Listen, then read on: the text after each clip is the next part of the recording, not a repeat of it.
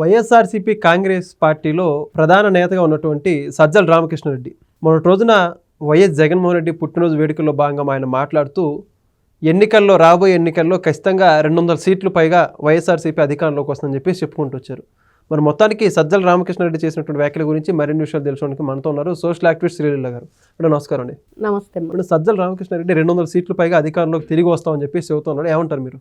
200 సీట్లు ఎలా అనిపిస్తుందంటే, జగన్మోహన్ రెడ్డి గారు ప్రతిసారి ప్రెస్ మీట్ పెడుతుంటే అందరూ ఏమంటున్నారంటే, రోజు ప్రెస్ మీట్ పెడితే బాగుండు, చాలా అంటే మనకు తెలియని విషయాలు జగన్మోహన్ రెడ్డి గారు చెప్తున్నారు, ఎవరిస్తున్నారో స్క్రిప్ట్ అని చెప్పి మాట్లాడుతున్నారు. అంటే సజ్జల రామకృష్ణారెడ్డి స్క్రిప్ట్ ఇచ్చేది వాళ్ళందరికీ అని కూడా మాట్లాడుకుంటున్నారు. అయితే ఈ రోజున సజ్జల రామకృష్ణారెడ్డి గారు 200 సీట్లు వస్తాయి అని చెప్పిన స్క్రిప్ట్ ఏదైతే ఉందో అది జగన్మోహన్ రెడ్డి గారు పంపించారు. ఎందుకంటే 10 సారి మీరు ఇస్తున్నారు స్క్రిప్ట్, ఈసారి నేను ఇస్తాను మీకు, మరి మీరు ఏ విధంగా మాట్లాడతారో చూద్దామని చెప్పేసి వై నాట్ 175 అన్న జగన్మోహన్ రెడ్డి వై నాట్ 200 అని చెప్పేసి ఇప్పుడు స్క్రిప్ట్ ఇచ్చాడు సజ్జల రామకృష్ణారెడ్డికి. అంటే ఏ విధంగా మనం ఆలోచించాలి, ఏ విధంగా వీళ్ళు మాట్లాడుతున్నారంటే, పాపం వీళ్ళు ఒక రకమైన ఫోబియాలోకో లేకపోతే ట్రాన్స్లోకి వెళ్ళారనుకోవాలో కూడా అర్థం కాని పరిస్థితి. ఎందుకు అంటే, ప్రతిసారి జగన్మోహన్ రెడ్డి గారు వచ్చినప్పుడల్లా నేను మళ్ళీ సీఎంగా వస్తాను, మీ కలెక్టర్లందరినీ ఊస్టింగు లేకపోతే సప్త సముద్రాల అవతలన్న లాక్కొస్తాను, పోలీసులు బట్టలోడ తీస్తాను, ఇదిగో నేను వస్తే మిమ్మల్ని జైల్లో వేస్తాను 2 నెలలకని మాట్లాడుతున్నాడు. ఈ విధంగా మాట్లాడి వాళ్ళందరూ కూడా ఒక రకమైన ధోరణిలోకి వెళ్ళిపోయి 200 సీట్లని లెక్కలోకి వెళ్ళిపోయారు. ఇంకా 200 సీట్లు అనే గొడవలు ఉండిపోయారు. ఇంక 11 సీట్లు గాలికి వదిలేశారు. ఈ 11 మంది అసెంబ్లీకి రారు, ఈ 11 మంది ఆ నియోజకవర్గ ప్రజల గురించి పట్టించుకోరు. మరి ఇట్లాంటి వ్యక్తులు 200 సీట్లు ఇస్తే ఆంధ్ర రాష్ట్ర పరిస్థితి ఏంటి? అప్పుడు ప్రజలు ఏమైపోవాలి ఏంటి అంటే, ఈ రోజున 11 ఇస్తేనే ఎలా ఉందంటే 200 ఇస్తే ఇంకెలా ఉండిద్దా అని చెప్పేసి ప్రజలు కూడా భయపడుతున్న పరిస్థితి. ఏమనుకోవాలి? అమాయకత్వం అనుకోవాలా, అవివేకం అనుకోవాలా, వీళ్ళకి మతి భ్రమించింది అనుకోవాలా?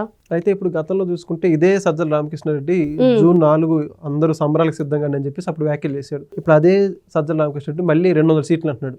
ఎంతవరకు నమ్మొచ్చు అంటారు? ఏం నమ్ముతామండి, ఎలా నమ్ముతారు చెప్పండి? ఈయన సకల శాఖ మంత్రిగా పేరుగాంచి అందరినీ కూడా, ఏ శాఖ వాళ్ళైనా ఆ శాఖ ఈ శాఖ అని లేదు, అందరినీ కూడా పూచిక పుల్ల కంటే హీనంగా కూరలో కరివేపాకు లాగా తీసి పారేసి ఎవ్వరికి కూడా ఒక మర్యాదగా, అందువల్లేగా పాపం జగన్మోహన్ రెడ్డి ఆత్మ జగన్మోహన్ రెడ్డి వదిలి వెళ్ళిపోయింది. కేవలం కారణం సజ్జల. మరి ఈయన వల్లే ఎంతమంది పార్టీని విడిపోయారు, ఎంతమంది బాధితులు ఉన్నారు, ఎన్ని విధాలుగా ఈయన వల్ల ఇబ్బందులకు గురయ్యారు. మరి ఇట్లాంటి వ్యక్తి స్క్రిప్ట్ ఏ విధంగా ఉండిద్దంటే, పోసాని కృష్ణమురళి కూడా చెప్పాడు, సాక్షి ఛానల్ నుంచి స్క్రిప్ట్ వస్తుంది, మరి దాన్ని నేను చదివి సజ్జల భార్గవరెడ్డికి పంపిస్తానని. మరి సజ్జల రామకృష్ణారెడ్డి అంటాడు, అమ్మో నా కొడుకు చాలా మంచివాడు, అమాయకుడు, సౌమ్యుడు అని. మరి ఇట్లాంటి వ్యక్తుల మాటలు ఆ రోజున సంబరాలకు సిద్ధంగా అండి అన్న సజ్జల రామకృష్ణారెడ్డి ఈ రోజున 200 వస్తాయి అంటే మరి జగన్మోహన్ రెడ్డికి 2 కూడా రావు అని చెప్పి ఇండైరెక్ట్గా చెప్పేశాడు అనేది ప్రజలకు అర్థమైన విషయం. ఓకే. అయితే ఇప్పుడు ఇందాక మీరే చెప్తున్నారు పార్టీలో ప్రధానమైన లీడర్గా ఉన్నారని చెప్పేసి, ఈయన గురించి చాలా మంది పార్టీ వదిలేసి కూడా వెళ్ళిపోయారని చెప్పి. మరి అటువంటి సజ్జల రామకృష్ణ అంటే ఆ పదవి నుంచి తొలగించే అవకాశాలు ఏమంటారు పార్టీలో? ఖచ్చితంగా తొలగించలేరు. మరి జగన్మోహన్ రెడ్డికి స్క్రిప్ట్ ఎవరు ఇస్తారండి ఆయన తొలగిస్తే? అంత గొప్పగా స్క్రిప్ట్ ఇచ్చే వాళ్ళు ఎవరూ లేరు కాబట్టే ఆయన ఆ పదవి నుంచి తొలగించడం కానీ, ఆయన అసలు కదిపే ప్రయత్నం కూడా వీళ్ళు చేయటం లేదు. ఆ ధైర్యం జగన్మోహన్ రెడ్డి గారికి లేదు. మరి ఈ రోజున వైఎస్ఆర్సీపీ పార్టీకి సంబంధించిన ఈ 151 సీట్లు గెలుచుకునే వాళ్ళు గతంలో అన్ని శాఖల్లో అన్ని విధాలుగా అవినీతి కానివ్వండి, అవకతవకలు కానివ్వండి, అన్యాయాలు చాలా జరిగినాయి. మరి ఎప్పుడూ కూడా సజ్జల రామకృష్ణారెడ్డి పేరు మాత్రం బయటకు రాలా. ఎందుకు రావట్లేదు అంటే ఎవరికి కూడా అర్థం కాని పరిస్థితి. మరి సకల శాఖల్ని చూసిన సకల శాఖ మంత్రికి సజ్జల రామకృష్ణారెడ్డి గారు మాత్రం వీటిలో లేరు, అందరినీ కూడా దాంట్లో ఇరికిచ్చేశారు. మరి ఎంత గొప్పవాడు, ఎంత దేన్నైనా సరే తిమ్మిని బొమ్మించేయగల సామర్థ్యం ఉన్న వ్యక్తి కాబట్టి జగన్మోహన్ రెడ్డి గారు ఆయన వదిలిపెట్టట్లేదు. మరి చెప్పారు విజయసాయిరెడ్డి వెళుతూ, నీ చుట్టూ పెద్ద క్వార్టరీ ఉంది, జాగ్రత్త, నీకు బ్రతకటం చేతగాట్లేదు, నేనైతే రాజకీయాలను వదిలేసి రాజ్యసభ సభ్యత్వానికి. అంత వెళ్ళిన వ్యక్తి కూడా స్వామి భక్తితోనే ఉన్నాడు ఇప్పుడు కూడా, అది వేరే విషయం. కాకపోతే సజ్జల రామకృష్ణారెడ్డి గారి విషయానికి వస్తే ఈయన మాత్రం ప్రతి ఒక్కరిని అన్ని కేసుల్లో ఇరికిస్తున్నాడు, కానీ ఈయన మాత్రం దేంట్లో కూడా లేకుండా ఎంత జాగ్రత్త పడ్డాడు, ఏ విధంగా ఈ రోజున తప్పించుకొని తిరుగుతున్నాడు, మళ్ళీ పైగా ఇట్లాంటి మాటలు మాట్లాడుతున్నాడు, ఈ తెల్ల త్రాచు అని చెప్పేసి చెప్పుకుంటున్నారు. ఓకే. మరి ఇప్పుడు పార్టీలో మిగతా క్యాడర్ అంతా కూడా నమ్మే పరిస్థితి ఉందంటారు లేదంటారు? నమ్మరండి, భయపడతారు.